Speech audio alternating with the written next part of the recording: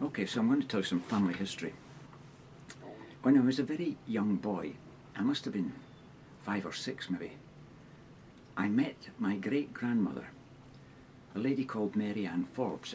Her married name was Stewart,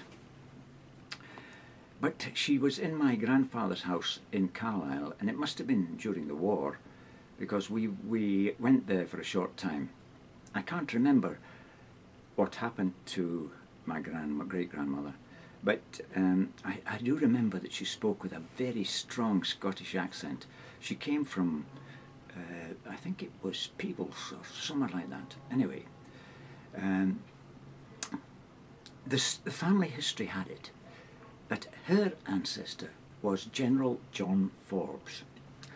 General John Forbes was in command of a British force which was sent in 1758 during the Anglo-French War in North America to take Fort Duquesne.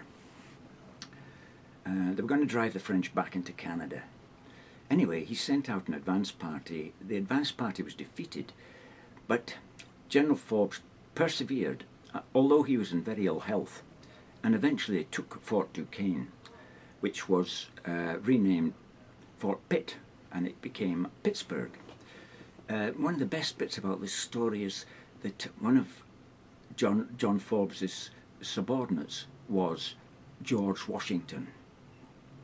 And I remember my mother telling me that one of my uncles had been invited over to Pittsburgh for the centenary or the 150th anniversary of Pittsburgh, and she expected in 1958 to be invited over because, or if she didn't go, I would go because I was the senior member of the family by that stage.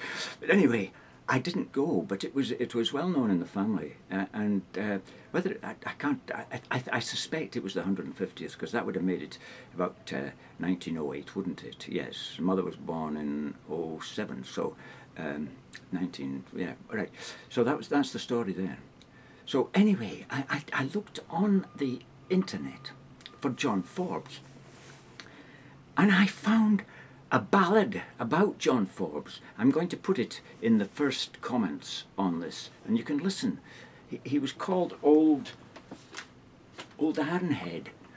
Maybe it's not a very good nickname to have. I don't know about that. It wouldn't be now, would it? Anyway, there you are. So if you want to listen to the ballad of John Forbes, there it is.